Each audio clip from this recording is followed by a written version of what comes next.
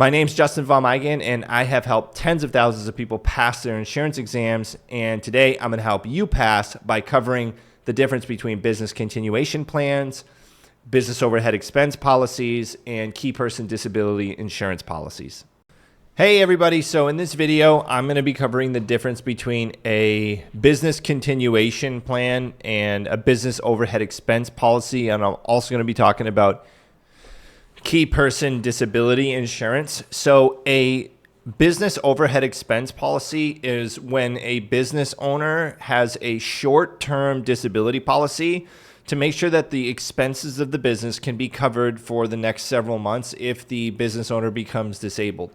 So typically, like I said, there's short-term disability policies, and the business owner does not actually get paid any personal compensation from this.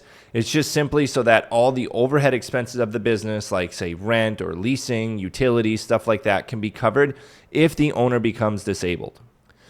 It's funded by disability overhead expense insurance. And the purpose is really to cover day-to-day operating expenses of the business. Like I said before, like rent, salaries of the employees that are at the business, utilities, things like that. But the salary of the business owner himself or herself are not covered. Now, if we look at a business continuation plan, this is a transfer of ownership and control after the death or disability of a business owner. So typically the trigger for this is death or permanent disability of the business owner or retirement.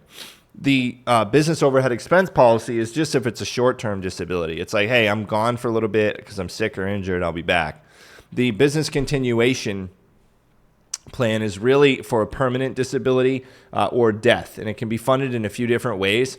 A lot of times it could be funded by a life insurance policy, and it's like with a buy-sell agreement where essentially if the owner dies, say there's multiple owners in a business and one of them dies, the others have life insurance on that owner, the deceased owner, for his portion of the business so that they can buy out that piece of the business when he or she passes, right? Or it could be with disability buy-sell insurance, meaning if he becomes permanently disabled, if the business owner becomes permanently disabled, one of the business owners in the partnership, then the other owners will receive money from the disability policy to help buy out his portion. So, for instance, say he's, but this is like permanent disability, and usually the elimination period for these types of policies is like 2 years. It's a long time. So remember, like most like personal disability policies, if it's someone to replace their lost income, is like 30, 60, or 90-day, sometimes 180-day elimination period. So that's the time period between when the disability starts and when the benefits kick in.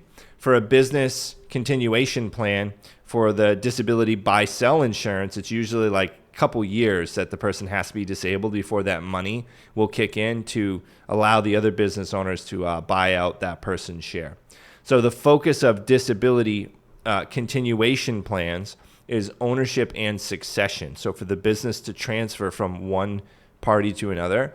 And in a business overhead expense policy, the focus is to cover day-to-day expenses of the business. The benefits in a business continuation plan are used to buy out the owner's share in the business and transition the business to the other owners or to someone else. And the benefit use on the business overhead expense policies, like I said, are for the daily, like monthly utilities, rent, other employee salaries, stuff like that. Now, there's also key person disability insurance, which is when a business owner will get, or a business itself will get insurance on, also with the other policies, the business can own the policy as well, right? So like the business can own the policy on the owner or owners so that the other ones can be the benefits of the policy. So it doesn't have to be an individual who owns it, the business can own it. Now with key person disability insurance, this is when a business owns a policy on a key employee.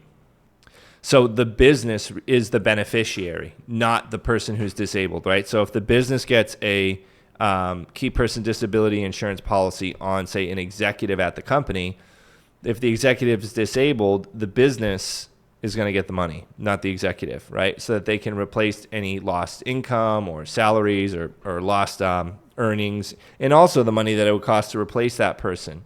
So the purpose is to replace lost revenue, cover recruiting costs and training costs for a replacement personnel, or offset profits that might be lost from that person's absence. So I hope this helps you understand the differences here and some of the key differences with a business continuation plan, business overhead expense policy, and a key person disability insurance policy. All these have to do with primarily disability insurance. So I hope this helps you get down that part quickly. You don't want to miss the video coming up next, which is going to give you some more tips and tricks to pass your exam on the first try.